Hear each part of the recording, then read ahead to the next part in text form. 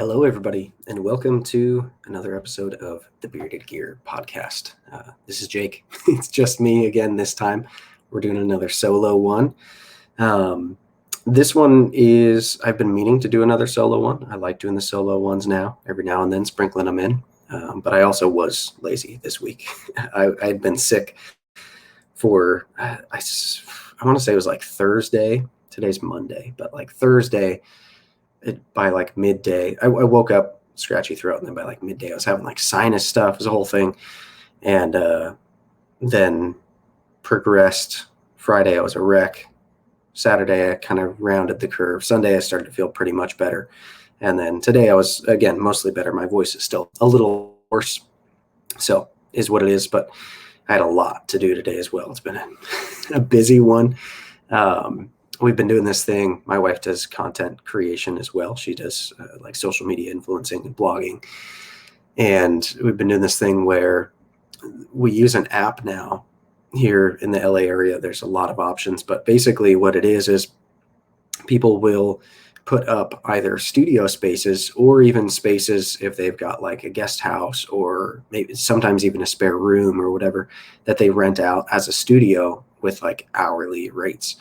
And we live in a fairly small apartment. And so we do a lot of our like campaign photo shoots for brands and stuff, oftentimes outdoors at locations and stuff, because it's a hassle doing it inside because we have way too much stuff than we can store here.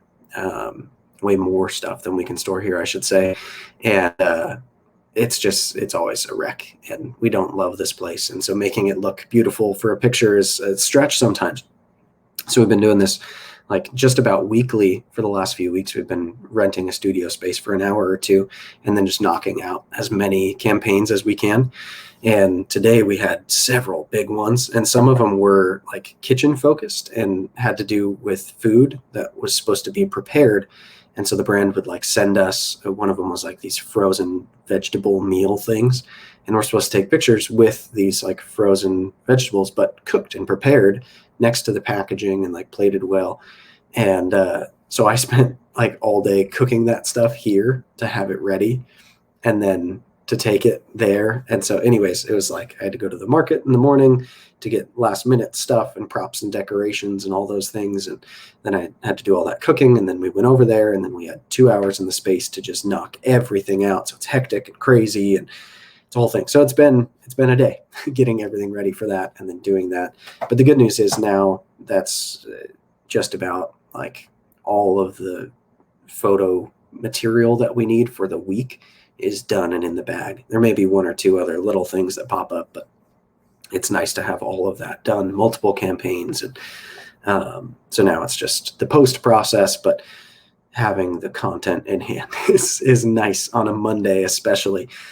But yeah, so that's kind of been my day, and my voice is hoarse because I'm getting over being sick, and it's been a long one, but I'm here, and there's a number of things I wanted to talk about. These next couple of weeks are going to be really intense.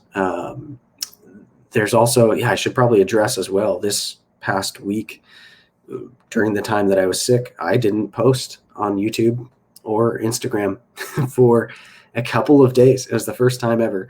Earlier in the week, I had let myself miss a day for the first time of not uploading to YouTube because it was just too busy and I had too much going on. And I'm at this point now where I'm letting myself do that. And I had never missed a day until this last week of putting an upload on both YouTube and Instagram. I hadn't missed a single one. And so it's been really nice to take like a half a step back for a moment, especially while I was sick, to not like hold myself to that. I had a couple videos that were shot already, but I didn't even want to edit them. I didn't want to deal with it. I just wanted to rest and hang out. I watched every single Harry Potter movie and a bunch of other stuff. I just like vegged out, and that was really nice. And I talked about in my last solo podcast, when I'm on my trip later this month in Utah, visiting some friends and hanging out, and it'll be over my birthday. I'm not going to make myself post then either. If I have some that are ready to go, that are scheduled or whatever, then like, great, I'll try to have some ready beforehand, but there's no commitment from me to keep that going at the moment. I imagine I'll probably get back into a groove relatively quickly. I tend to operate best when I'm in a groove and when I have an expectation of myself, like a daily upload, something like that. That keeps me more focused than if I'm just kind of blowing with the wind. But it's been really nice to have a little bit of a, like, take the load off for a moment and just kind of regroup and get my stuff together. But it's also June in particular. I think I've mentioned this before. It's like birthday month in both my family, but even more so my wife's side of the family. There are, I think, 8 or 9 birthdays. I honestly couldn't even tell you all of them. My wife is the one who's on top of all of them that are happening, but it starts on like the 10th or the 11th is the first one. It's like my niece's birthday. And then from that day until it's either the 25th or 26th, is the end one. It's my other niece's birthday, but there's like 8 or 9 birthdays and a couple other like meaningful days, like the day my wife and I got married legally, not the day we had our wedding. So we celebrate our anniversary in August, but the day we got married was also in June. And yeah, there's like all these things that happen, including my wife's birthday and my birthday, and then siblings' birthdays, nieces and nephews. It's a whole thing. And so in the course of like 2 weeks, give or take, doing 8 or 9 birthdays, gets to be a little crazy. Luckily, everybody who's in that group is all in Southern California, but some of them are like an hour away. And I don't know, it gets to be pretty wild. So this week is my wife's birthday. I've got to be ready for that. I've actually just sold a couple of knives over the last day or two to pay for her present, which I'm going to pick up tomorrow. She wants another Dyson hair thing. She has the Dyson Air Wrap or whatever. It's like the blow dryer. It works differently than most other blow dryers. I use it a lot for my beard, actually, because there's like these brush attachments that blow air through. It's great. But she wants like the straightener one. And so that's like $500 or $600. And I'm going to go get that for her tomorrow. But I sold my Olemic whippersnapper, and then I sold my TRM Atom, the DLC one. It's the only one I had, but I sold that as well. Which is kind of a bummer, but I hadn't been carrying either of those knives. Loved both of them, but it's like, I never think there's fluff in my collection until I look at it hard. And I'm like, how long has it been since I've carried that?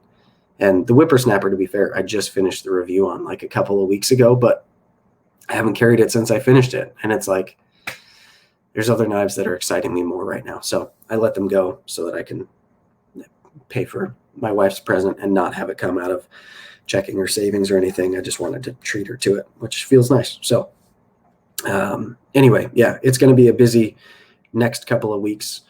There may be some gaps in uploads. While I'm in Utah, there will definitely be some gaps in uploads. I'm leaving the 23rd. My birthday's on the 24th, which is going to be a lot of fun. I plan to see Brandon, Everyday Minimalist, while I'm up there. He was on my last episode of the podcast last week.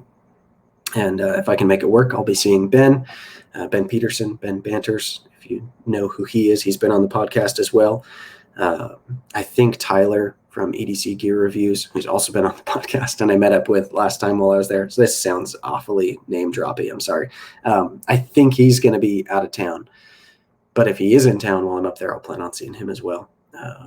So yeah, I'm really looking forward to that trip. It's going to be fun, but that's kind of where I'm at right now with like the way things have been going. Thanks for asking, guys. I appreciate it. So yeah, there's a few things that have happened in the last couple of days or couple of weeks that I think would be fun to kind of talk about. One of them is sitting right in front of me, and I just unboxed it right before doing this. And the way that the stars aligned for this knife to be sitting right here it's mind-blowing. I didn't attend Blade Show, so I had no opportunity to get a Konig Mini Arius. They released the prototypes there, like 20 something of them, I think maybe 30, that they made all in this same configuration. And I couldn't get one because I wasn't there. I think technically Lefty EDC, Kevin, entered the lotto, and if he'd won, he would have given the spot to me, but he didn't. I don't know. But they were mostly sold via lottery, and a lot more people wanted them than entered, so the odds were not very compelling. I think they may have auctioned one or two of them as well, which I'm sure went for crazy amounts. But my buddy Ryan Harrell, who's in the Millie PM2 Para 3 Club, he goes on Instagram as Okibo Hunter. He sent me his, and you'll have to ask him if you're interested in the story of how he got lucky enough to get it, because he's got a really cool kind of sentimental story behind it. And long story short, there's a Mini Arius sitting right here. And this is a loaner. He didn't give it to me. He's not selling it to me. I just get to check this out for a day or two, really. And I'm not allowed to carry it. I'm not allowed to cut with it. I'm not even supposed to twirl it. And I typically twirl knives. But right now, in today's, mode that I'm in, for the last 6 months plus, really, I haven't really said yes to any loaner that I'm not supposed to use. I think the last one that I did that with was the Spyderco Swish Bowie before the Knife Joy one. It was before that knife had even been announced. It was an original one that I had the opportunity to buy if I wanted to, but I wasn't supposed to carry it unless I was going to buy it. And I pretty immediately decided I wasn't going to buy it because the guy wanted like $600 for it, which is what secondary was at the time. But it wasn't worth that at all to me. So I think that was the last time I did that. And I just I don't get nearly as much out of a knife if I can't put it in my pocket, cut things with it. And, even if it's just light duty, I'm fine with that. But it's typically like a non-starter for me if I'm not supposed to carry or cut with a knife. But the Mini Arius, these are only prototypes that are out so far. This is a permanent collection piece that I'm literally setting on a nice handkerchief down here, by the way. I'm being so remarkably delicate with this thing, but I have been excited for this knife for years. From before they even officially announced that it would ever be a thing, I had been hoping that this would be a thing. The Konig Arius has been my favorite knife for a long time. So the fact that there's a Mini, oh man, it's mind-blowing. And I just unboxed it. I'll be doing a first impressions-ish video, not based on any carrier use, obviously, but just based on handling and flicking. I'll be doing that video, and then I'll also do kind of a comparison with the Arius. Not like a head-to-head, like pick a winner type of comparison, but just showing them side by side and talking about their similarities and differences. And I'm thrilled that this is here. And spoiler alert, I'm incredibly stoked about it. My biggest worry about the knife, honestly, before having it in hand, was that by scaling it down, it would ruin the ergos for me. Because one of my favorite things about the Arius, one thing that I always rave about when I talk about it, is how well it fits my hand, how comfortable it is to hold and to use. It's just ergonomically a dream for my hands. And so I worried, in many cases that I've experienced before, when a knife gets shrunk down and the proportions of grooves and choils and stuff doesn't change, oftentimes a knife can become really uncomfortable because it's meant to have that shape for its size, right? And so I was worried that the Mini Arius wasn't going to be comfortable in hand. And the second that I deployed it and then grabbed it, it fits my hand really, really well. So I'm stoked for whenever production comes on the Mini Arius. You better believe I'm going to be trying as hard as I can to get one on a drop. I doubt that I'll pay secondary for one. That's still not really my MO. I'm not big on overpaying for knives when they're fairly regular in production, at least. Even when they're not, it's hard for me. We'll talk about that a little bit deeper in the podcast, probably a bit, the idea of paying extra for a knife, because I did just recently do that in a kind of big way. But so the Mini Arius is awesome. Very soon you'll be seeing uploads of my first impressions and then of that comparison. But man, I am thrilled with it so far. I'm really, really glad that it's here. And a huge shout out sincerely to Ryan for loaning it to me, because it means a lot that he would trust me with his baby. And it'll only be here for a little bit, and then it's getting super insured and sent right back to him. But just to be able to handle one, especially since I wasn't able to attend Blade, and that would have been the only chance that I'd have been able to handle one otherwise, it's really cool that there's one here right now. yeah, so before I jump into the next thing, I should also mention, if you're watching this on YouTube, there's a panel on my wall that's missing, and it's probably bothering a lot of people. I'm sure people are going to comment about it. In my interview, actually, with Ben Peterson, some of these fell at that time as well. When the temperature shifts, and it's been stupid hot this week, these they're just like adhesive vinyl panel things. They tend to not want to stay up so much anymore. So I've got to put that one back up. I think there's actually one. Yeah, there's another one missing right there. But yeah, there's a panel missing. I know. I'll take care of it soon. But in the meantime, it's late and I'm not dealing with it now. So, all right, let's go into, I wrote down some notes of just kind of bullet point type of categories or themes, topics, things I want to talk about, so that I don't get just way too far away from myself, which I am prone to doing.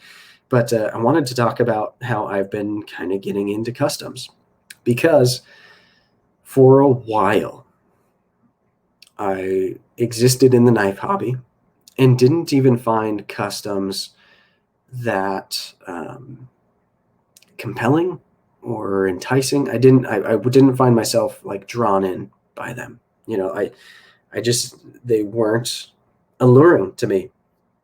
And some of them I certainly thought were gorgeous and really cool, but I was so focused on like the value proposition of a knife. Like I remember the first knife that I got that had M390 was a wee, I want to say it was like a 704 or something. It was a Warney, and it had cool milling on the handles. It was back when they used the hideous like star-shaped hardware.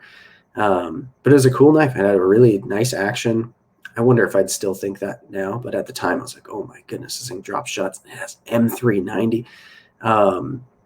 And that was like a big deal for me. I remember before that time looking on Blade HQ, which at the time was where I did most of my knife shopping. Things have changed. Not that I hate Blade HQ, but I prefer many other retailers in at this moment.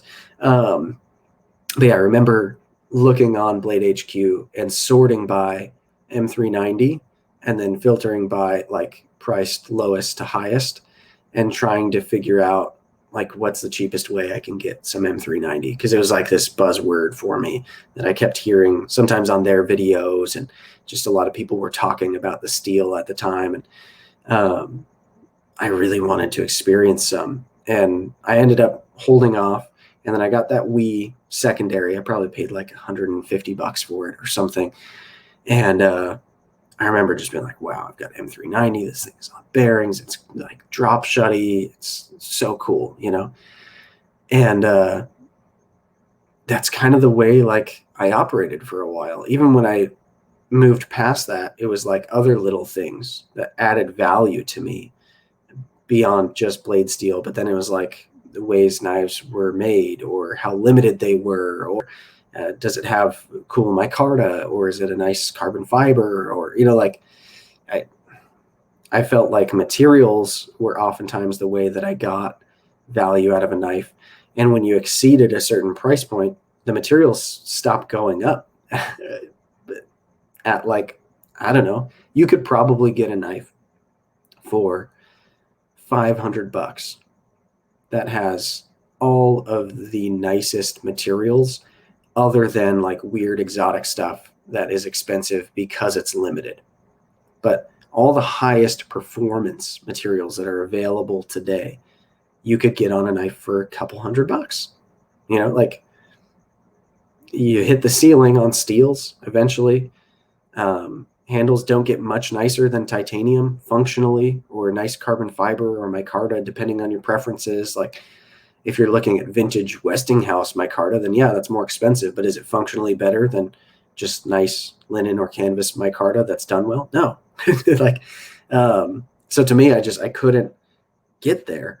The idea of spending like 4 figures on a knife seemed so pointless to me, because I could have all the features and all of the ingredients at such a lower price point. And then there's just also so many production knives that I wanted to try, and I still want to try so many production knives, that I was just I remember telling Nick Rogers from Niche Designs when we were at California Custom Knife Show, He was asking, like, why haven't I tried any customs yet? I think I may be misremembering the way the conversation actually went, but he was asking why, in essence, I hadn't gotten into customs yet, or if I planned to. And in essence, I think my response was basically like, there's still so many knives in the production realm that are exciting enough to me that it doesn't make sense for me to step up yet until I feel like I've kind of exhausted that realm. And I don't know, I guess I was kind of wrong. um, I've been playing with a couple of customs lately.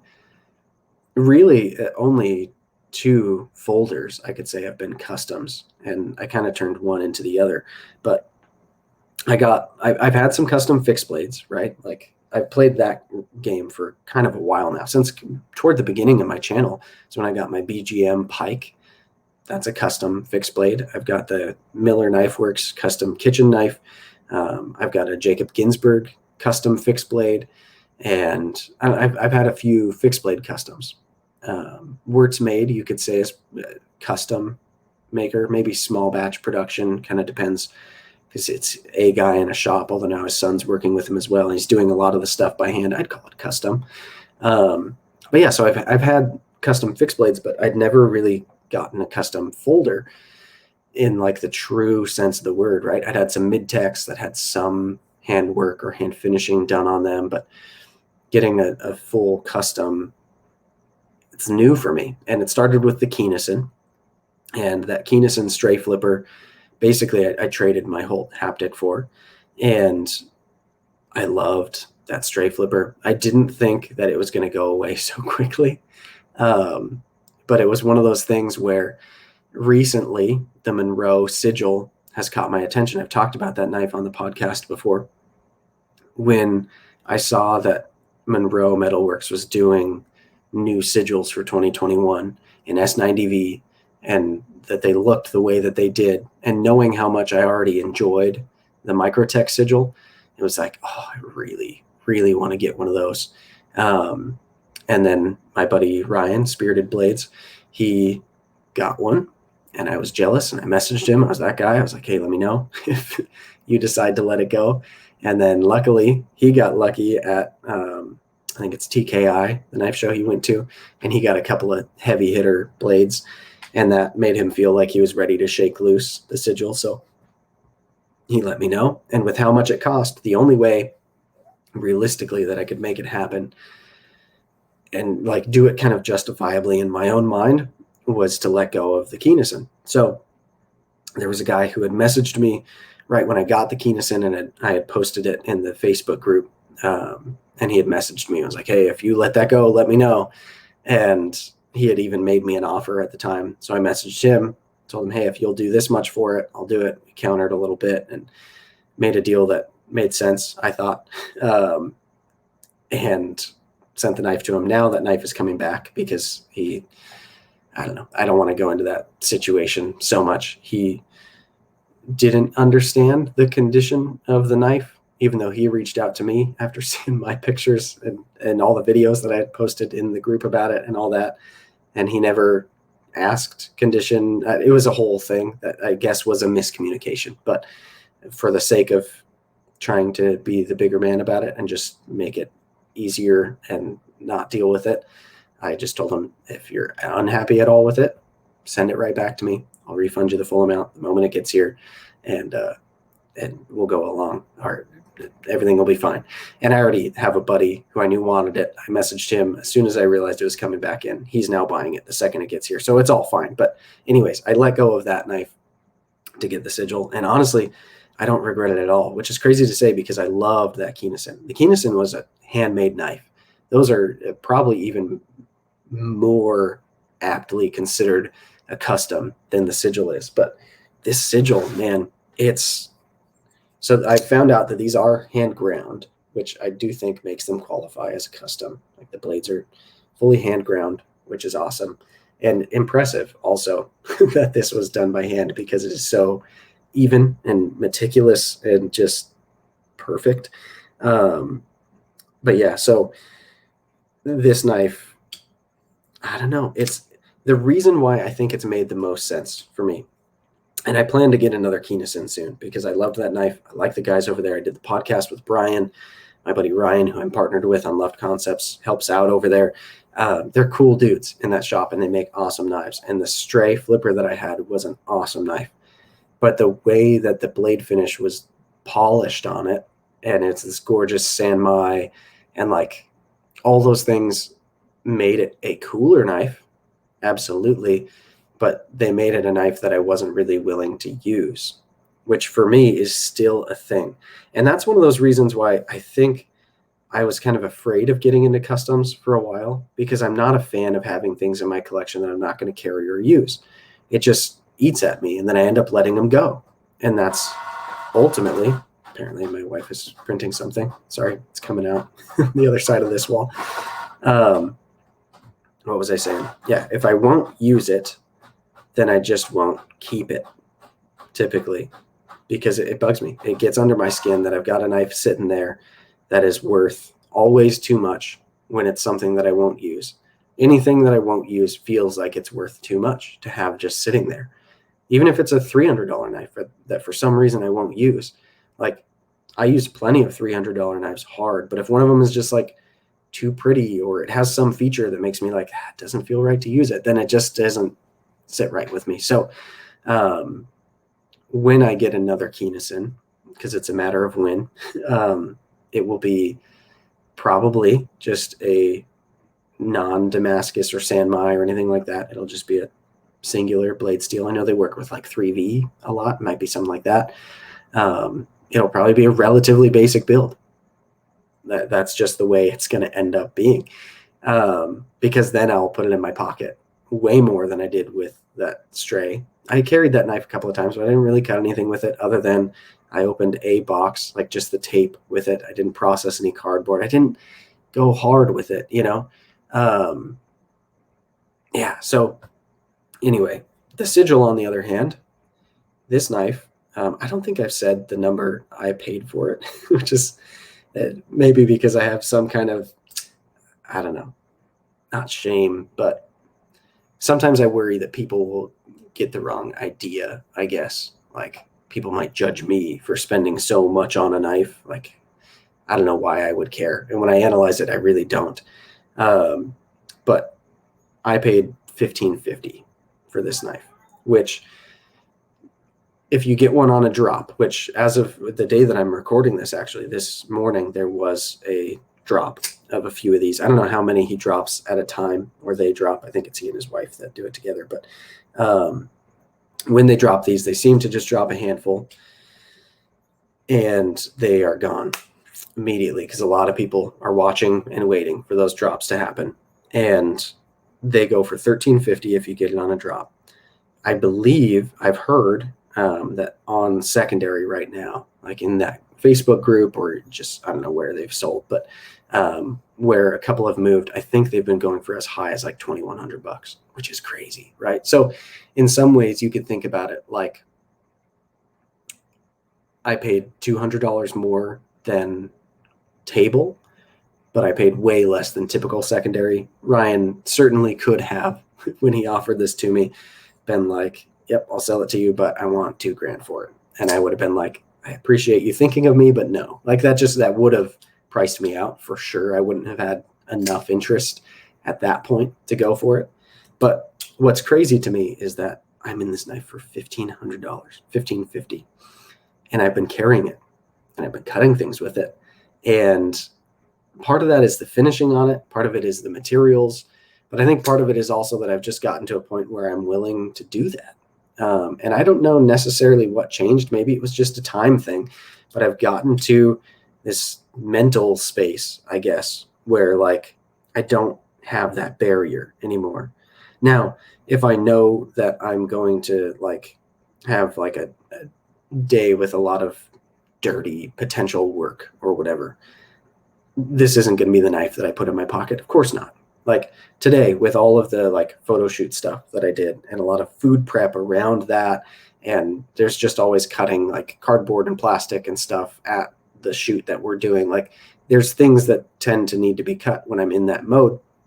I brought, it's actually sitting over there, but my Kunwu Tao, Kunwu, I don't know how you say it, which I paid $134 for, is M390 titanium frame lock with a Timascus collar. Like, it's crazy. I'm going to be doing my full review on that knife real soon. I've been taking way too long to do it, but that's like a great workhorse knife that if I had to do something brutal with it, like just had to cut something disgusting that was going to get all over in it, or cut through something that I probably shouldn't be using a pocket knife for, but it's all I've got on me, like that would be fine to use a knife that I paid $134 for. I'm not going to knowingly bring just this knife with me if I know there's a strong chance that I'm going to have to do something gnarly with it.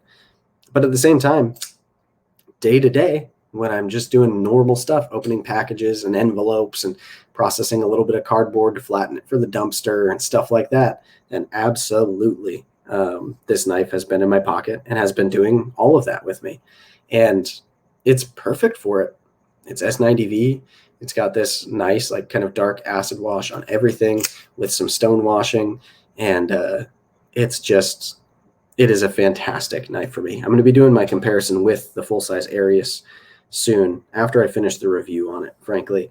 And it's still kind of honeymoon phase, so I don't want to speak too soon, but I honestly think this might have become my new favorite knife. The sigil is so good, especially like the Microtech sigil is fantastic. I did a head-to-head with the Arius and the Microtech sigil when I had that loaner Microtech long time ago now, but when I did that, it was fairly close. That Microtech sigil was fantastic. And this is obviously just another level. And that said, I mean, I'm in this knife for $1,550. It's a big number.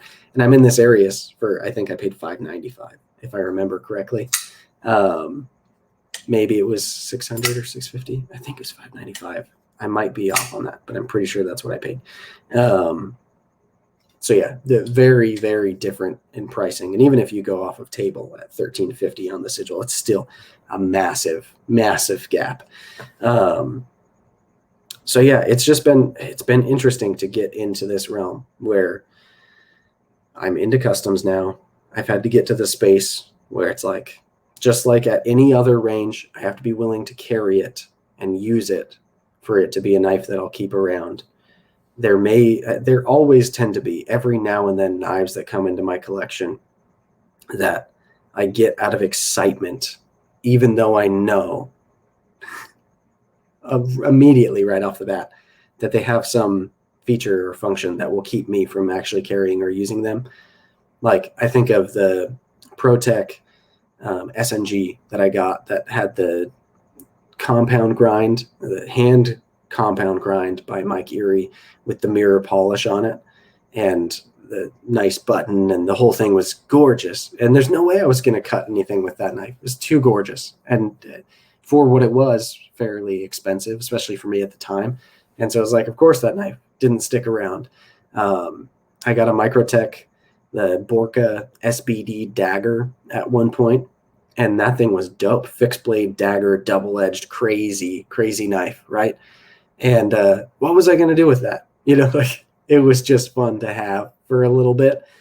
But sometimes I pick those things up that I know I'm not going to ultimately use. And the Keynesen was kind of one of those situations where it's like, couldn't really pass it up. It was so exciting and really cool. And I'm so stoked that I checked it out.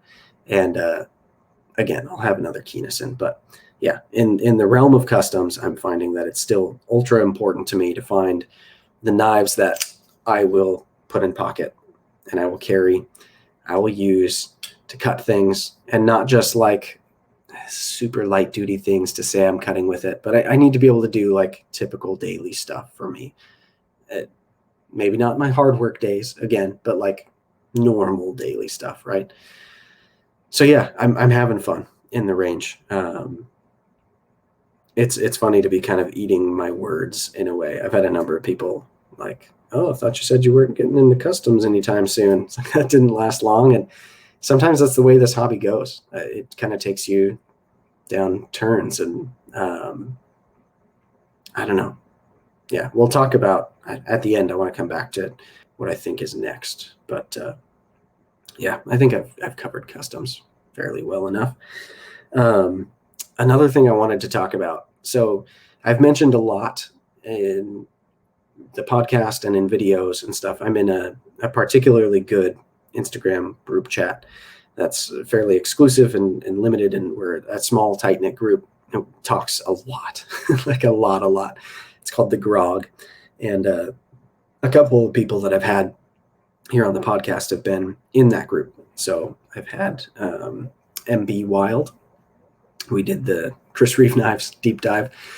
I've had Renegade EDC Chris just 2 weeks ago, and then last week I had Brandon, Everyday Minimalist. We're all in that group together, and there's a few other dudes, some of whom you'll probably hear on here soon. I'm also planning on doing another one with MB Wild soon. We've been talking about a pretty fun topic we want to tackle. But yeah, in that group chat, one of the reasons why I love it the most is because most of us in there can be pretty bold and just don't hold back all that much. And so it tends to lead to some natural places where we disagree and we debate a little bit. And a lot of time it's in voice notes. It's not like just keyboard warrior stuff. Sometimes it's all typing depending on what everyone's doing at the moment. But we have some really interesting conversations. And I have found at times I've disagreed with probably everybody in there on some subject. And I've also agreed with everybody in there on plenty of others.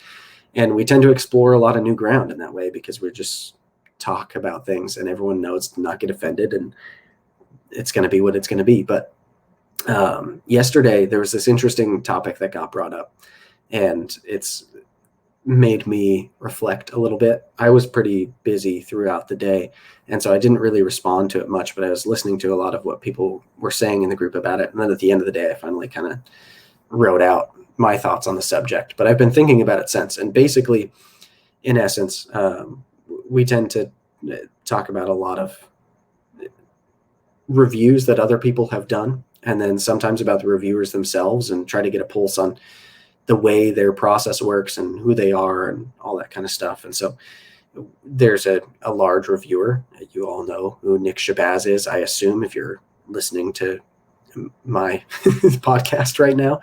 And I've always had pleasant interactions with Nick Shabazz. I do intend to have him on the podcast at some time. He has seemed open to it. We'll probably just schedule one relatively soon, I would hope. And I look forward to talking to him and learning more by having a conversation that's not just a couple of random Instagram DMs. But somebody was bringing up his accent in there, which most people, I think, would agree is fake. And he, I assume, has his reasons for anonymity. I don't know the guy personally, and so I don't have any behind the scenes info on that or whatever, but I can respect it. Sure, you want to remain anonymous? Cool. If your accent is part of that, fine. I've heard some people, however, say that it's offensive, that it's a seemingly like Jewish accent. And it just led to this interesting topic in the Grog where a couple of people are kind of going back and forth about whether it's offensive to use certain accents. And I don't mean at all for this to come across in any sort of political way or anything like that, but hopefully I'm going to encapsulate what I feel here in an effective way. So yeah, there was a couple people in the Grog who were just really like, you shouldn't do it. Like, doing accents is, I don't know. To me, it seemed like they were saying that it was racist or something along those lines. And I vehemently despise racism. I hate it with every fiber of my being, regardless of which race it's aimed at. I think it's wrong. I think morally, that's the way I was raised. I don't know. You can call that whatever you want. But I don't think using an accent is necessarily racist. And then they were talking about how, I think it was Slicey Dicey in one of his most recent live streams, he was speaking in certain accents that people were like putting in the chat, and he would try to speak in that accent, or like it also got referenced that like way back when Nick Shabazz did Shirogorov Shiro Gorov. I always say that wrong. A Shiro review, and did the whole beginning of it in a Russian accent. And they were like, that's wrong. And I was like, why? Why is that wrong? I just, a Russian accent is a real thing, right? People from Russia speak a certain way. I don't think it's racism or wrong or incorrect to impersonate an accent. I think it's wrong if you say racist things. If the words coming out of your mouth are inappropriate and are derogatory, especially about the people who actually have the accent that you're trying to impersonate. But I also, like, I don't know, it just seems like such a small deal to me. And the sensation I was getting from a couple people in there was like, it should never be done. And then what really got me, so the accent thing, honestly, if you're listening to this and you're like, no, accents are wrong, like, okay. I don't do accents all the time. That's not my thing. It's not my type of humor. I personally find the one Nick Shabazz uses like a little bit annoying compared to just hearing what I assume is his normal voice. That's just the way it is in my head. But if it bothers you, so be it. But what made me kind of light up in there for a minute, and I ended up writing like paragraphs. I was just, is the end of my day, and I was like, I'm gonna say what I feel now, right? It had been brought up that because Nick Shabazz has a following, he shouldn't do a Russian accent, or because Slicey Dicey has a following, that they have this responsibility to their audience because they have this following, and that is power.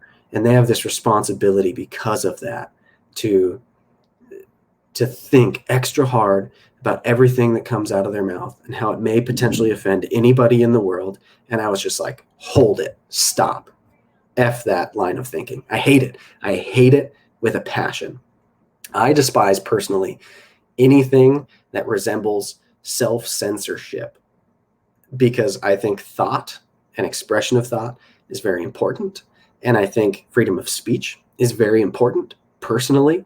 I think people are allowed to be offended, but I also despise the idea that because 100,000 people have elected on their own to follow Nick Shabazz and to listen to what he has to say, that because they have chosen to follow him, that he needs to think any differently than he would any day of the week doing anything else.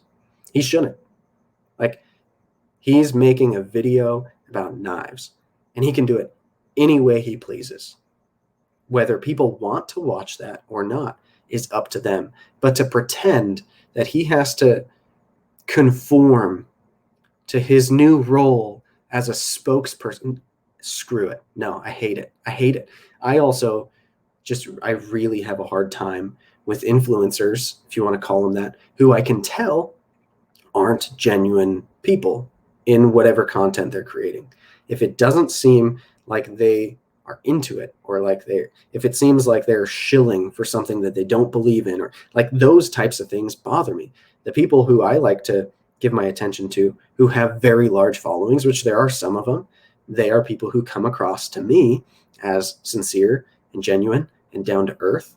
I've had the opportunity, because of partially what my wife does and partially where we live in the greater LA area, and just through my lifetime, I've been able to meet quite a few like celebrities, right? And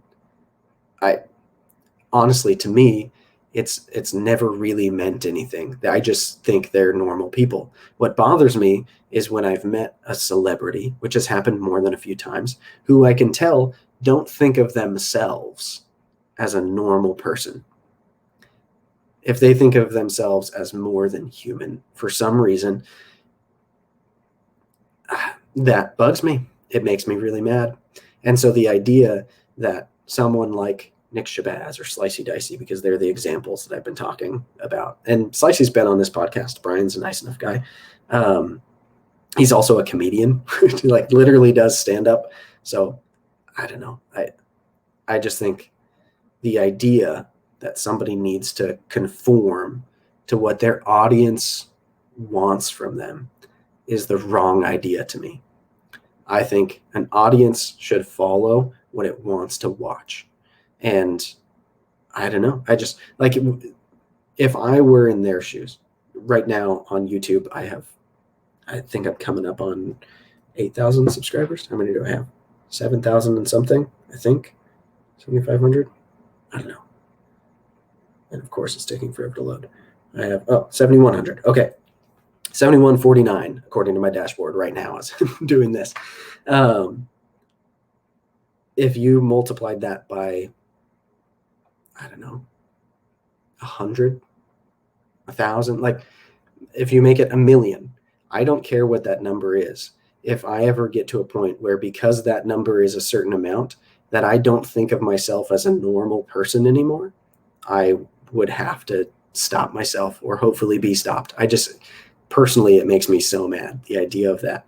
And I don't know, I guess it brought up this like sensation in me. And I think those of you who've watched me for a while probably can tell that sometimes I enjoy being the one who maybe goes against the grain a little bit and doesn't just do the thing that every YouTube channel does because it's what every YouTube channel does. Or I'm the one who fires back in the comments when someone's being an absolute idiot and saying things at me. I'll be the one who responds and lets them know that they're being an idiot.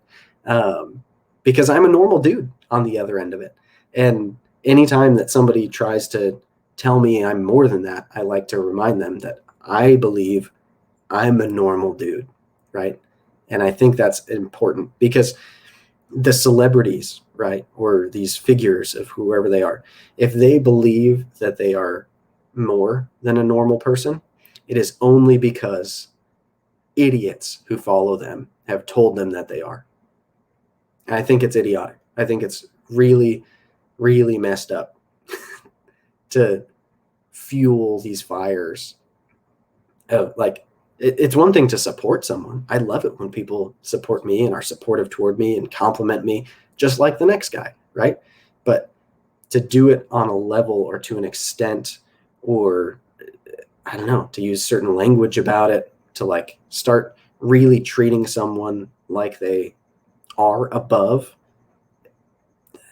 I don't see the utility in it. And I think it also causes a lot of the problems that exist in the world right now, where people, I don't know, are so jealous of other people or envy other people, or they look at themselves as lesser because they look at these examples that they put on a pedestal all on their own. Like I reject the idea of it. And so I guess the point of why I went into these weeds is like, I think it should be totally fair to be able to speak whatever your actual mind is as a content creator or an influencer or whatever it is, right? And I think people who follow you or are subscribed to you or whatever it is shouldn't feel any loyalty to whether, like, if me talking about this offends you, then I genuinely would rather have you unfollow because this is so unsavory to you than, I don't know, have you like have some weird complex about me owing you something. It just doesn't work that way. I'm a normal person who has normal opinions. Nick Shabazz has a reason for using his Jewish accent. And does it offend me? No. Again, do I find it a little bit annoying compared to just listening to a normal voice? Yeah, it's not my favorite thing in the world, but I still like his content much of the time. I watch a lot of his videos, find them informative. Does it bug me that Slicey Dicey would impersonate accents? No. And I don't know. It sparked this whole thought process in me where I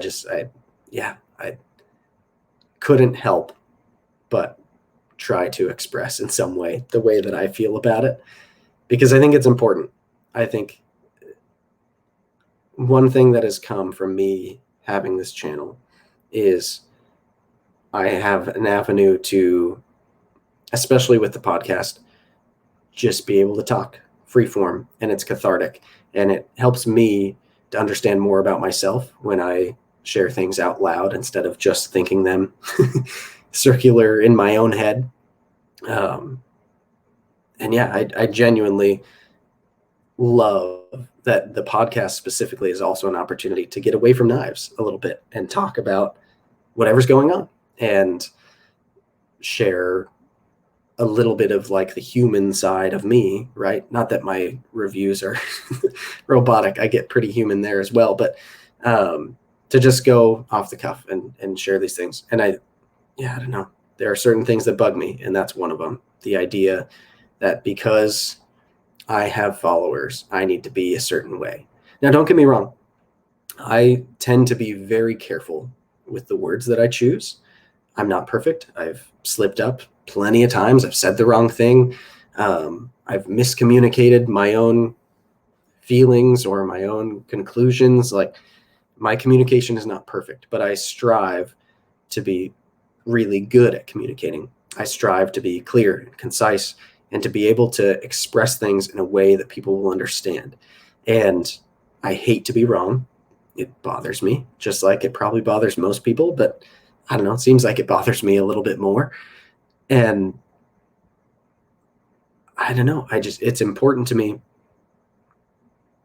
for people who watch me to understand that there's no level here of confusion about like my motivations or who I am, or I don't know. It just seems slimy to me, the people who care too much about saying the exact right thing. I'd rather be wrong sometimes and be speaking my mind and to be sharing genuine opinions than to just be talking about things in the way that I think people want to hear, or the way that I think the brand who sent this thing to me wants to hear. Like, it's impossible to remove all biases, right? Like, if I get sent something for free and it's really cool, or even if it's not really cool, but the person who sent it to me is really nice, then like, of course, in my review, it's going to come out that like, hey, the people behind this are really nice and I like them. And that makes me like the product a little more a lot of the time. And I can be open about that. But I'm still going to be honest about how I'm feeling. And I can be honest about the bias. Like, it's possible to be honest about things and be nice and to not be an idiot. And I don't know, I guess it struck a chord with me. So I, as a content creator, influencer, if you want to deem me that, which is only something you yourself can deem me as well. Like, I'm not going to concede to doing what you want me to do or what the subscriber next to you in my count wants me to. Like, it does not, I can't let it infiltrate my process and who I am. That's not the way I'm wired. Another thing that's interesting that just sparked in my mind is I get a lot of the time, especially as my influence has grown, people will message me. They'll be like, I got this because of you, blah, blah, blah. Like, oh, I spent this much because of your review. It's all your fault, blah, blah, blah. And most of the time, people are saying it to be funny. And I don't believe that they mean that I made them do something, right? But it is funny that that type of thing gets thrown around because I don't make anybody do anything. I don't. I'm not a very forceful person in general. My wife gets mad about how passive I am. And so I find it comical, to say the least, and sometimes a little frustrating. People are like, you made me do this. Or sometimes it's happened a couple of times where someone will get a knife and it's one that I spoke very highly of and they don't like it. And then they'll be like miffed with me that I would have spoken highly of it. And then it's my fault that they got it. It's like, you're your own person. I don't know. I think people give other people way too much power over their thoughts and their actions, and they don't always realize that they're doing it.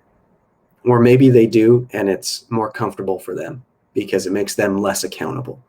And I reject that type of thinking. I think that everybody who subscribes to anything, whether it's a YouTube channel or an Instagram page or a newsletter, I don't care what it is. Like, you elected to do that. you can also elect to opt out. There are a few things in the world, at least in the United States, that you are forced to do. You have to pay your taxes. That sucks. That's a different discussion on its own. But like, be an adult. Pick the things that you want to consume, that you want to watch, that you want to do, and do those things. Nothing more, nothing less. Like, don't blame the internet for your bad decisions, and don't blame some guy on YouTube or some guy on Instagram or whatever it is. Don't blame some star in a movie. Like, I don't know. It just seems wrong to me to think that anybody owes you anything. All right. I guess that got a little convoluted. If you're still here, thank you. You guys are cool. So let's get back to knives for a moment. There's another knife release, you could kind of say. Pre-order, I guess, would be more fitting, that I think is worth talking about, that just happened. I believe the window is now closed. I think it closed last night, but for the weekend, basically, the Custom Knife Factory Rotten Design Evo 3.0 pre-order was live. And I pre-ordered one. Yes, of course. I loved the 2.0. I sold it to fund something else. I think it was to go toward the haptic. I don't remember. I go through a lot of knives, guys, but I loved the 2.0. Fantastic knife. I did a comparison between that and the Arius. It scored pretty well. The Arius won, but that knife is awesome. The Evo 2.0 is fantastic. I've never handled the Evo 1.0, but I'm pretty confident the 2.0, between the 1.0 and 2.0, the 2.0 is the one that's probably better for me. The 1.0 had finger grooves all throughout the handle, whereas the 2.0 really just had the one kind of finger groove. And the 1.0 is also bigger, which, again, lately I'm getting into bigger and bigger knives, seemingly. I'm not minding larger knives a lot of the time. And so the 3.0, the way I understand it, is basically the handle size, roughly, of the 2.0. So the handle's a little bit smaller than a 1.0, but the blade is even bigger than a 1.0. So it's basically like a crazy juiced up blade to handle ratio compared to the other two. And so it also doesn't have a bunch of finger grooves like the 1.0 did. It has a handle shape like the 2.0. So I'm stoked about it. The talking point that I think is interesting about this knife, however, is, well, there's a couple. The pricing is kind of wild for a production knife. It's up there. I mean, there are other knives that are up in that range, and it's not really any different than the other Evos. But the pre-order, basically, in order to secure a pre-order spot, you had to pay a $150 deposit, which is whatever. And then I think the version I got is going to be like $700 or something. So I'm going to still have to pay like $550. I got the all murdered out, black on black on black, everything black one. There were a couple of options. One of them even was like, had a bunch of dress materials on it. It was very expensive. But the biggest thing about this pre-order that I found really interesting was the fact that they have an estimated delivery date of getting these knives in people's hands of August. Right now it's June, but it's not August of 2021 that they anticipate having these knives in people's hands. It's August of 2022. So 14 months of waiting with some of your money in their pocket. That's a long time. And I did it. I got a spot. I wasn't going to miss out because I knew, like, I got really lucky on the 2.0 that I had a buddy who was willing to sell it to me for what he got it for on the drop, basically, or I think he even pre-ordered it. That was not commonplace. Most people paid a lot more than table for that knife if they didn't pre-order it. And I imagine it's going to be that way again with the 3.0. So I didn't want to end up overpaying later and then maybe not getting the exact one I want, or not getting one that was brand new and nobody else had farted on before me. Like, I wanted to just have one when it comes, right? But man, over a year of waiting, I don't really have words for it. It's crazy. Like, a year from now, next June, I'll be celebrating my birthday. I'll be turning 30 years old, and I won't have that knife yet. unless they're early. Maybe that'll happen, but that's crazy that it's going to be that long. And I think I read, maybe it was on their Instagram or on the site or something, but basically they said, like, because it's so highly anticipated, because so many people have been asking, they decided to open up the pre-order a little early. And I was like, how nice of you. Like, instead of bumping it up in the production line and putting it ahead of other projects, because everyone is anticipating this one, instead of moving it forward in your production queue, what you've done is you've let people get a spot early. It's kind of crazy to me, but it worked. I know most of my friends also pre-ordered one, because most of my friends also loved the 2.0, and those that have had the 1.0 have loved that. So it's like, I don't know. It's just kind of crazy. It's a little bit mind bending to me that a pre-order that far out was as successful as I perceive this one was. I don't know how many units they sold, but I imagine it was quite a few of them, probably more than they pre-ordered of the 2.0, because that knife created a stir. So now more people are aware of it. Just kind of wild. So yeah, check back in 14 months to find out how I like that knife, I guess. That's going to be a long one. I don't know too, like, I wonder when the rest will be due. I don't think it was deliberate in expressing that on the listing. If it was, I missed it.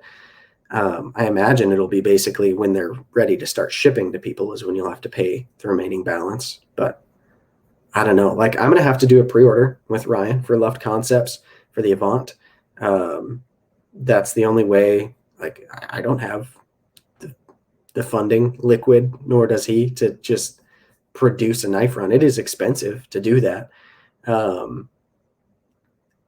So we need to do a pre-order, especially on our first knife, probably our first 2 releases at least. We'll need to do some form of pre-order before, hopefully, eventually we can get to a point where we've got the capital in the bank from being successful on our first couple, that we can kind of roll it and at least bring the wait time down a lot before we do kind of a wave of pre-order, or maybe just relieve pre-orders altogether and just do drops, or I don't know. I'd like to play with that and make it less of a strain on people waiting with their money out of pocket for knives. But like, Custom Knife Factory is a pretty big name at this point. They're not small players. They sell a pretty hefty amount of knives from what I can see. And the idea that they're taking people's money for these knives 14 months ahead of time, it hasn't gotten old yet saying it. 14 months is a long time for them to have my $150 to be making my knife. So I guess that is what it is. But anyway, let's talk now about kind of what's been getting some pocket time for me. That's not something that I do a lot. I haven't really gone over this subject, because usually what I'm carrying a lot is whatever I'm working on reviewing. And that's definitely still been the case for the most part. So if you've seen an unboxing or first impressions of something and you haven't seen a full review, typically those are the knives that I'm carrying a lot, so that I can finish those thoughts up. But because I've been kind of getting into this higher end and custom realm, I've also been like, I don't know, I've been breaking my rules a little bit, and I've been posting less videos, which has helped too. So I haven't felt as like, oh, I need to get this filmed. I need to get this filmed. I got to carry this 2 more times before I feel ready to film that. I got to make sure I do this, this, this. I've just been kind of letting the timing be what it's going to be with some knives. So I've got a couple of knives now that I've had for weeks and have carried once or twice. Even, here's a good example. I got the Riat Tibia, which is the skeleton designed fixed blade. And I was really excited to get that knife. I'm still excited that I have it. I haven't carried that knife yet. I've put it on my belt around the house for like a half hour. I think I might have gone like on one quick errand with it, but I haven't like spent a day with that knife yet, because I've just been carrying other stuff. And I'm like, when I bought that knife, I own it. When I get to the review, I'll get to the review. I haven't been making myself feel like this pressure that I need to get it done. There's plenty of content that I could be making right now. And I haven't been taking very many loaners, hardly any at all. When I do get loaners, I try to be quicker with those than I do with my own knives, because it's someone else's. I want to get it back to them. I don't like it when I send out a loaner and it takes 3 months to get back to me. Like, I want my knife back, So I try to be quick with those. But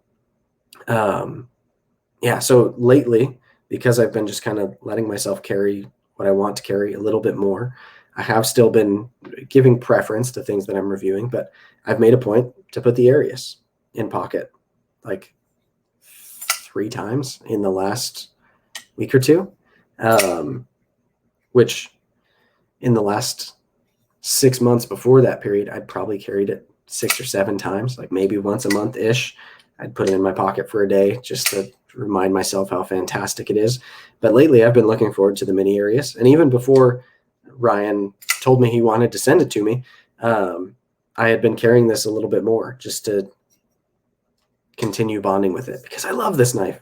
I should let myself carry it more, And then the Sigil I'm working on reviewing, but I've been carrying like absolute crazy because I freaking love it. I can't get enough of this knife. The Shiro Quantum, I have definitely carried enough that I could film my full review on it right now, but I probably won't film it for at least a couple more days, and I'll keep carrying it a lot until then.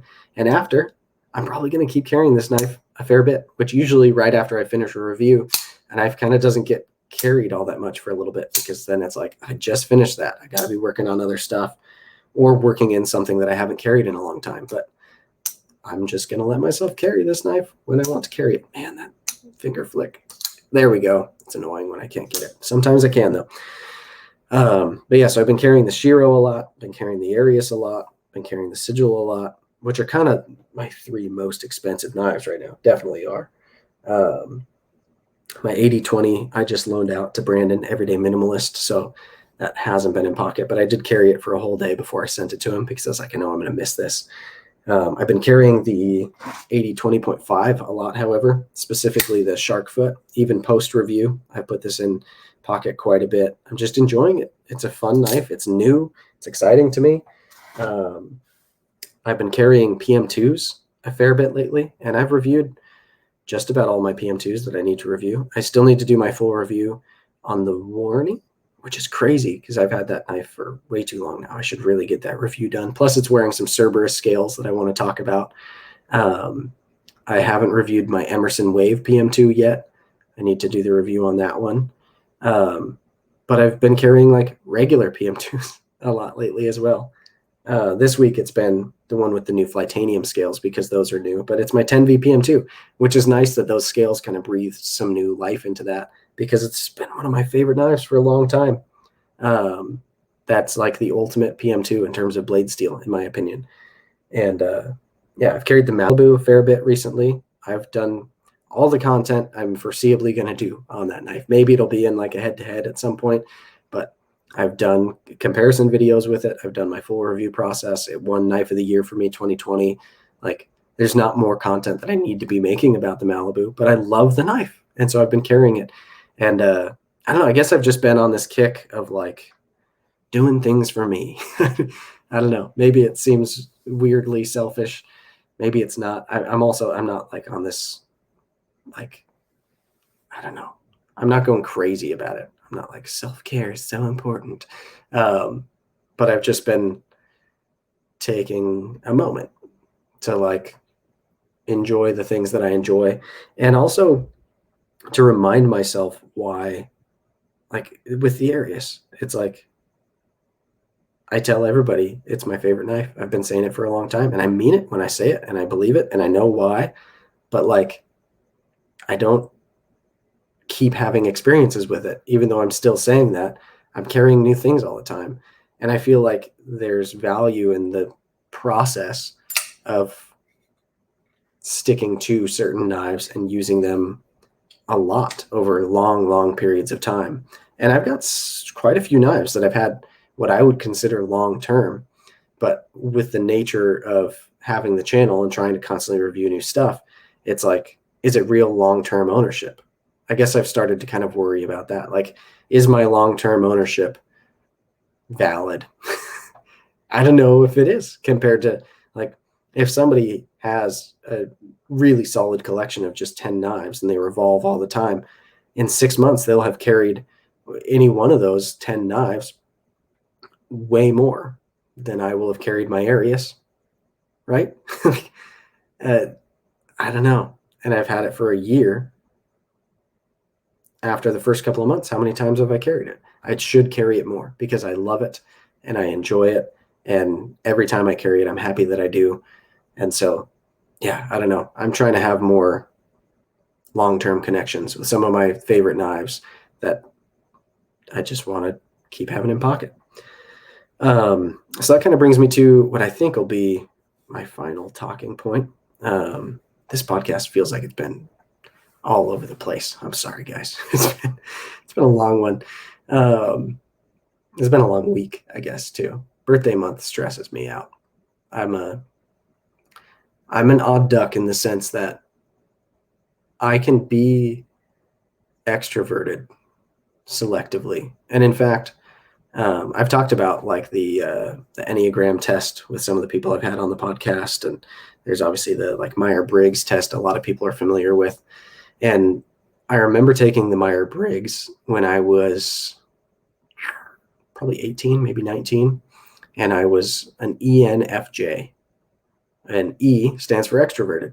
I like last couple of years of high school, right out of high school, definitely would have considered myself extroverted. I fed off of being with my friends and with people and going to events, and like being social gave me energy, right? And then somewhere along the line, now when I've taken that test more recently, my first letter is always I.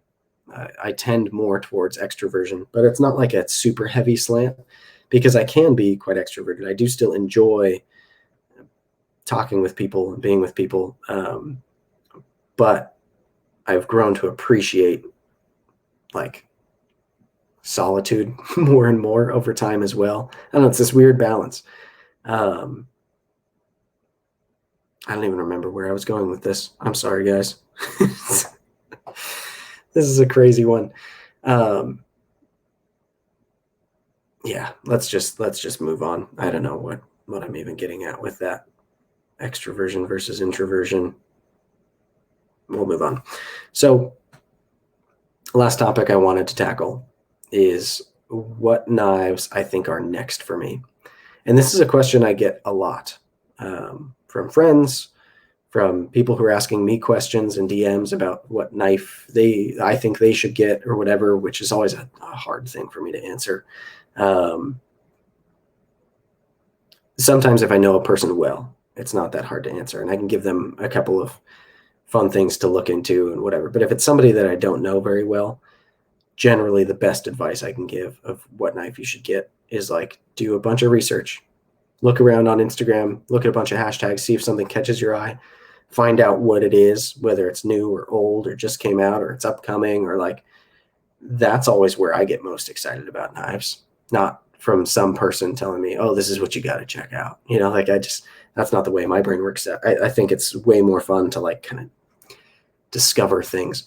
And it gets easier as time goes on to have a pulse on what's coming out and what things people have made before. And I'm at a point now where less and less like upcoming knives surprise me or stuff like that, But anyway, when people ask me what knives are next for me, like what am I hunting now?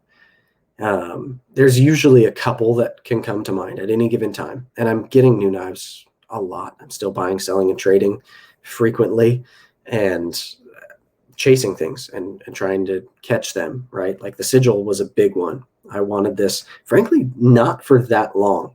I feel like I got it fairly quickly, which is a little bit lucky. And I had to pay the extra $200 over table to make sure I got it quickly and didn't keep getting disappointed every time there was a drop. But I got it, And so, yeah, I don't know. When people ask me, like if someone asks me today, what's on my hit list? The Mini Arius is there, especially now that I've handled one even more. I would have bought one at the first opportunity, even without handling this one that's here right now. But man, I gotta have one. I need to have one. So as soon as I get a chance, I'm gonna jump at it. Other than that, though, I don't know. This weird thing has been happening where like I tend to kind of, I guess I'm like being in the moment a little bit more about what knives I'm searching out. I have some knives right now that are making me really, really happy. The Sigil is, the Quantum is, the Arius is, my Jaeger. I freaking love that knife. That's another one I didn't mention, but I've been putting back in pocket a few times lately, even though, again, done all my content with that.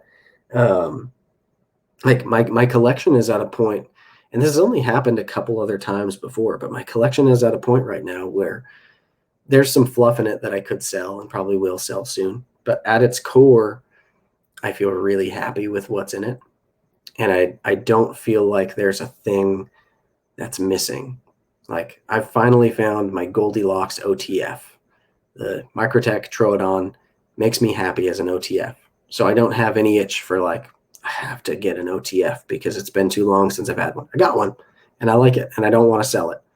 That's never really been the case before. So there's always been like this seemingly endless hunt for the right OTF. And that's been phases of having some and then selling them and then getting another one and selling it. And there's always been like that. But that's just one element to a collection, right? Sometimes there's been like, I don't know, for a while, I didn't have much micarta, and then I wanted micarta in my collection, and then I've gotten a lot of micarta since. There's a lot of micarta sitting in my case right now. I've got natural micarta, green micarta, black micarta, linen micarta, canvas micarta. Like I've got micarta, right? And on a variety of different knives in different sizes and profiles and like categories. Front flippers. Front flippers are one where it's like I've tried quite a few. I've always seemingly kind of wanted to find one that I could land on that wanted to stick, but none ever tended to stick. And then now the Pena Swayback Large has made me very happy. I don't have any intent to sell it. My Apache I am looking to sell just because I like the Swayback Large so much more, just the size. If they made an Apache in that size, I'd probably like it more than the Swayback Large, but maybe that'll come eventually. But yeah, like I've got a front flipper that makes me really happy, and I don't feel like I need another one. I've got knives that I can do hard work with, like the 80-20, or even just like less expensive knives that I'm comfortable using really hard and I don't feel like I need to worry about. So I've got like hard workers. I've got classy, dressy knives that if I'm in slacks, now that like church is happening again, I go to church, I'll carry a nice gentlemanly knife, but that could be the Quantum or the Sigil or the Pena large swayback or the Malibu. The one I've got is all blacked out. I feel like that's pretty dressy. The Jaeger is dressy. Like I've got knives that I feel like fit in a gentleman's category. I've got outdoorsy knives. I've got a lot of fixed blades at this point. EDC fixed blades and big outdoorsy fixed blades. And I just feel really like content with what's in my collection at the moment. Now, again, there are knives that I am curious about or would like to try, but I don't have this like, what's the right word? I don't have this, I feel like it's on the tip of my tongue. Somebody has got to be listening to this right now and thinking of the word and real frustrated with me that it's not coming into my head. Urgency. I don't have a sense of urgency about needing, like the anticipation isn't killing me to get anything right now. I think honestly what's part of that, now that I'm thinking about it in the moment, and I don't know how I got to this hour and 18 minutes into the podcast and just now thought of it, but my Oz Roosevelt book spot came up and I put in my order for that. And I think Daniel is going to come on the podcast soon. He's hesitant about it. It's funny, even his wife is the one who emails about book spots. At least she did for me. That's what I gather. And I'd had some questions when I put mine in. I'll talk about that. Maybe I'll close on the story of what I've ordered because I know a lot of people are curious, but she responded to my email and answered my questions. And then I was like, thanks so much. Like, totally get it, whatever. And I was actually also just messaging Daniel over on Instagram. So I talked to him too, but I was like, I just told him he needs to be on my podcast and I'd mentioned it before. So you got to tell him to as well. And she like in text laughed quite a bit about that. And was like, that would be hilarious to watch because I don't know. my wife would probably say the same thing about me before me doing this podcast.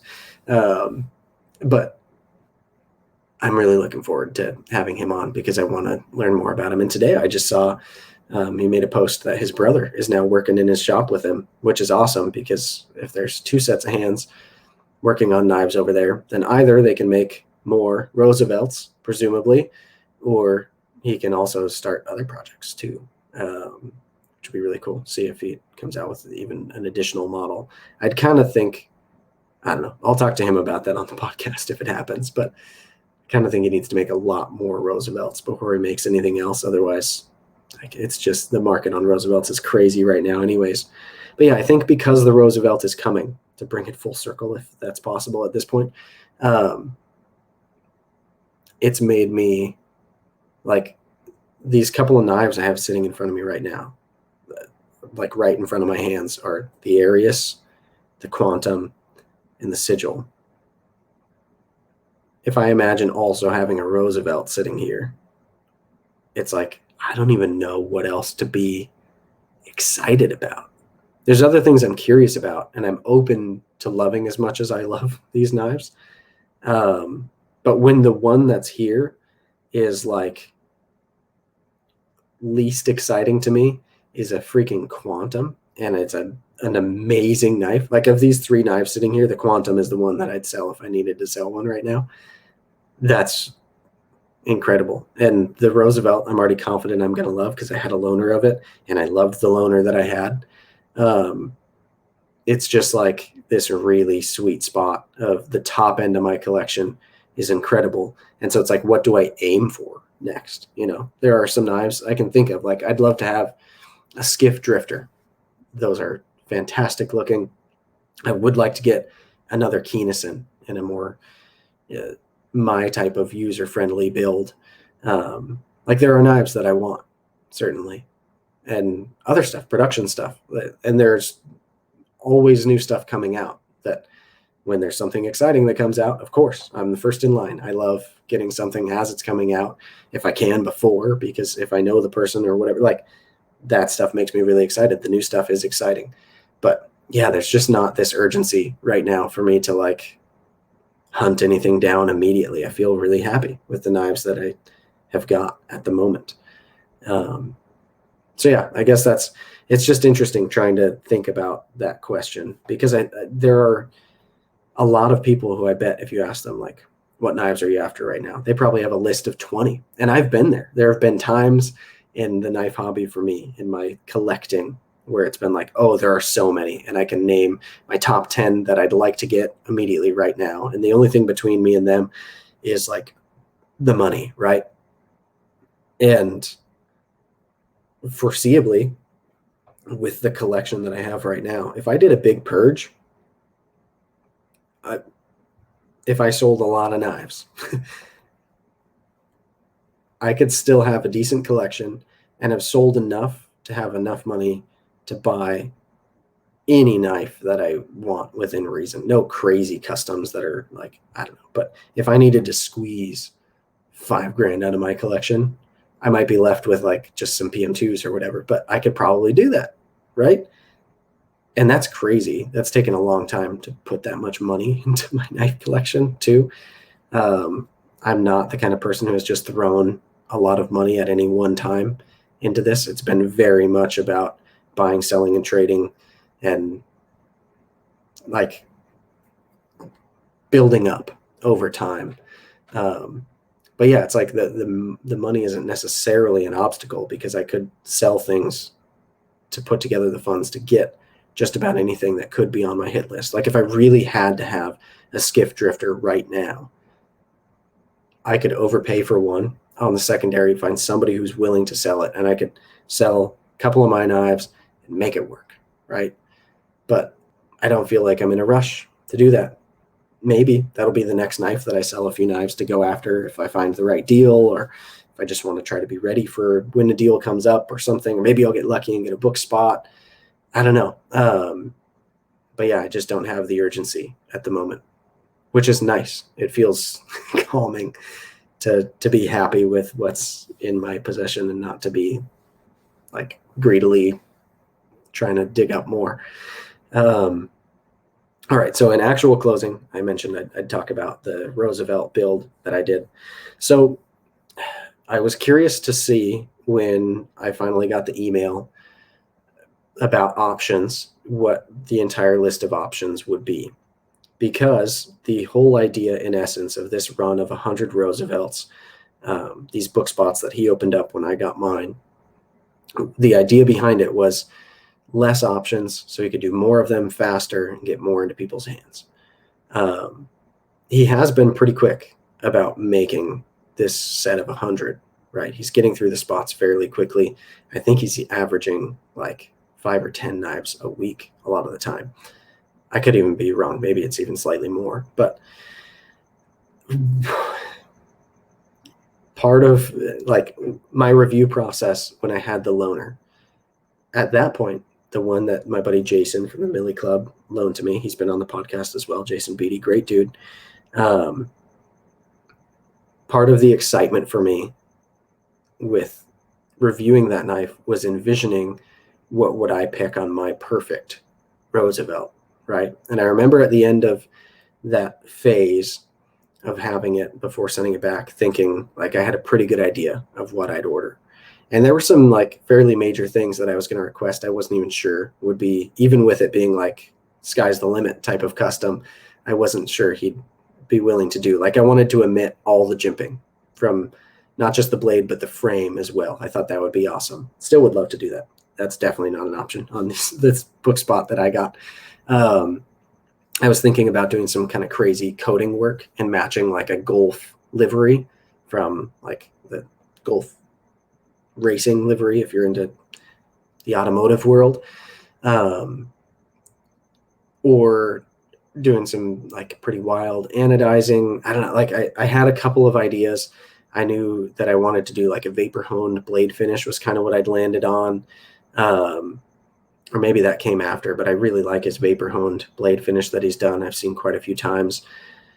I don't know. I think I would have gotten a little bit interesting with my configuration if the sky was the limit, right? But on these book spots, it really is kind of a small batch production knife. Mid-tech, I guess, would be the better way to put it, especially because now the blades are being ground elsewhere and then brought in. I think he's putting the final edge on them and stuff, but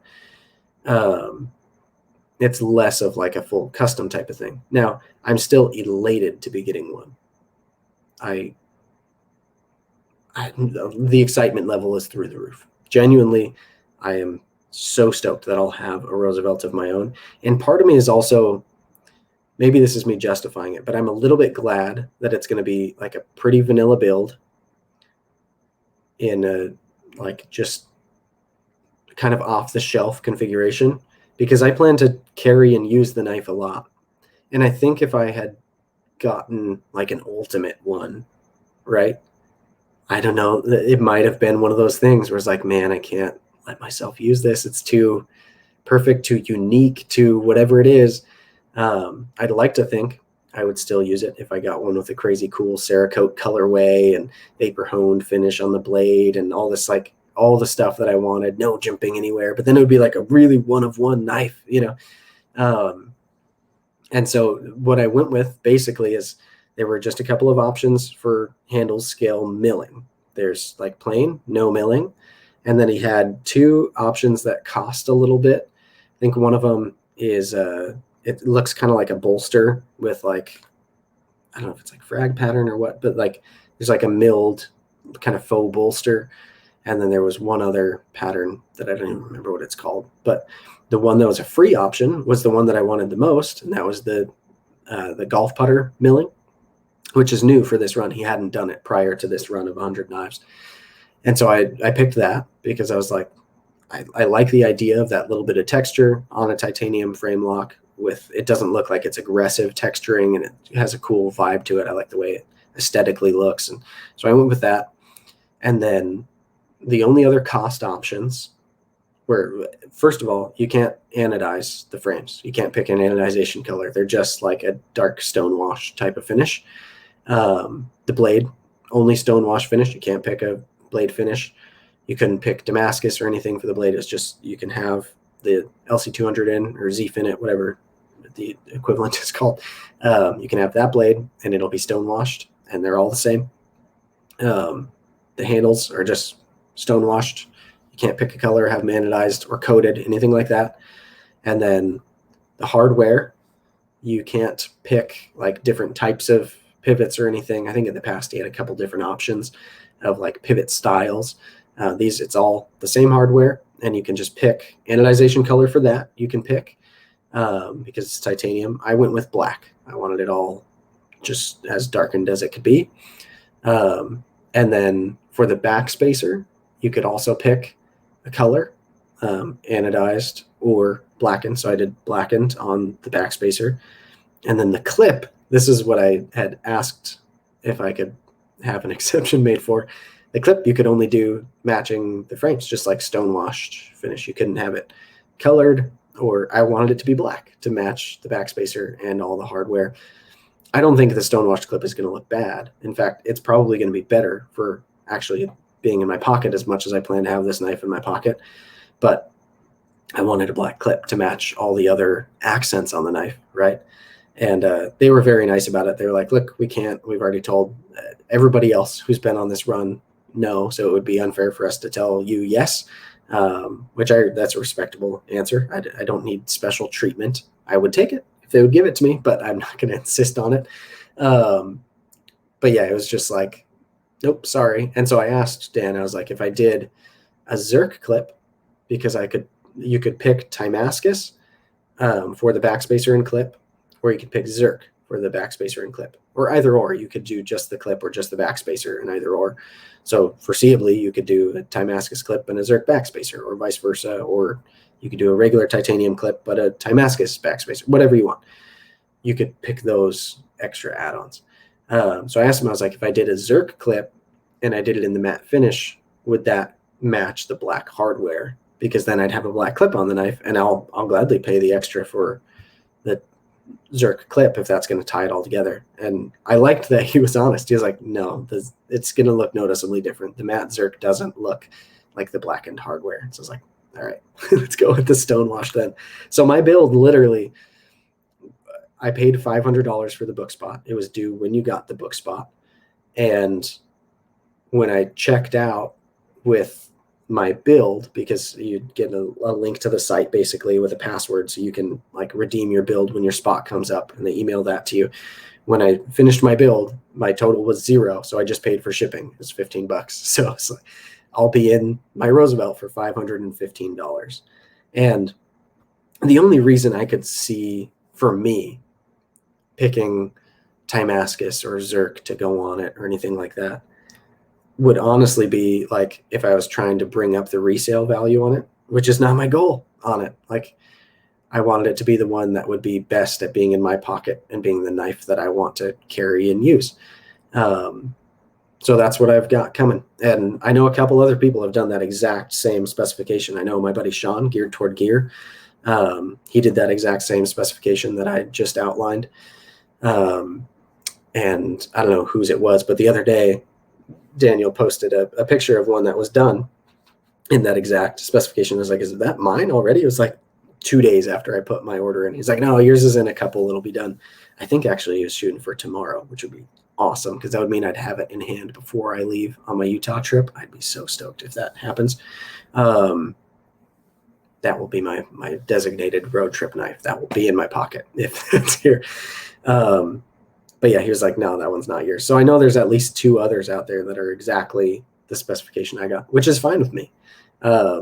If I ever decided to let go of the Rosie, it would probably honestly be, I would have to have gotten another book spot with different options that would make me more excited at the time or something. And then I'd be selling my first one, or I don't know. I guess I can't say I would never let it go, but even if I have the most basic one that's used, with how the secondary is on Roosevelt's, I will still make out like a bandit and make someone happy in the process. Like the secondary is crazy on those. And ultimately, I do hope that he's able to make way more of them, and that will naturally come down. I doubt there will ever be as much on secondary as they are new.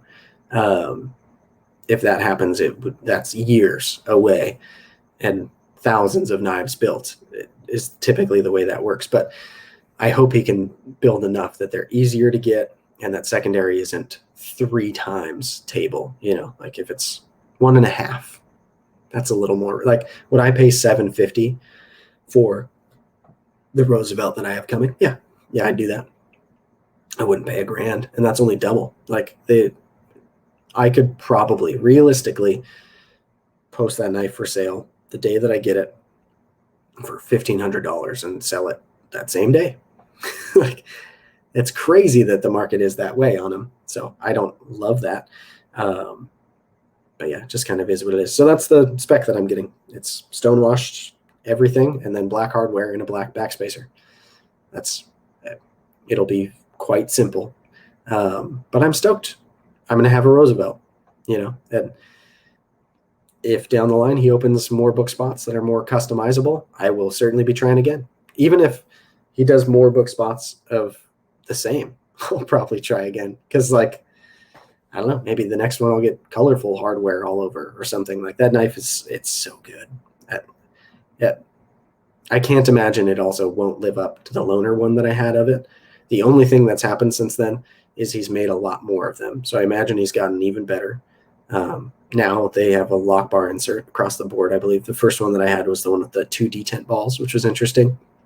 So yeah, I don't know. It seems like he's only improved since the first one that I had and borrowed. But anyway, that's the one I got coming. So I think that's about it for tonight. We've covered kind of a lot. I went down some weird rabbit holes talking about the nature of content creation and how I feel about weird God complexes that some people develop from that, or that some people, I don't know. Yeah, we went down that whole weird rabbit hole. We talked about the Mini Arius, talked about getting into customs, the Evo 3.0 pre-order, which is 14 months away. What's been getting pocket time. And then, what's next for me? The Roosevelt, a lot of good stuff. So hopefully you guys have enjoyed this in some way. Next time that I do a solo one, I'll have a better plan and I'll start it much earlier. I would have done this tomorrow, but tomorrow is Tuesday. My wife's birthday is Wednesday. And I thought all along, I'm going to do my podcast Tuesday night. But now we're supposed to go to the premiere of, what's the movie called? It's The Hitman's Bodyguard's Wife or something. It's like the sequel to The Hitman's Bodyguard, which is a pretty cheesy movie to begin with. I think I watched it one time and fell asleep, but it's Ryan Reynolds and Samuel L. Jackson. Anyways, the premiere of that, my wife gets invited to movie premieres now and then, is tomorrow night, and we got invited to it. So we've got plans to go do that tomorrow night. We're not going to get back until quite late. So that's not going to work. And then in the day, I have to go and get her birthday present. So that's going to take a good portion of my day in between that and doing some editing. And it just wouldn't have happened to do this podcast tomorrow. So it probably would have been better if it was in the cards for me to have done it tomorrow and started at like 8 instead of like 10:45. Especially because I was up early today. Anyways, sorry guys, you're troopers if you made it all the way to here. And I appreciate you. You guys are the best. Hopefully this has been fun and pleasure as always. So we'll see you on the next one, guys. This has been episode number 25 with just me.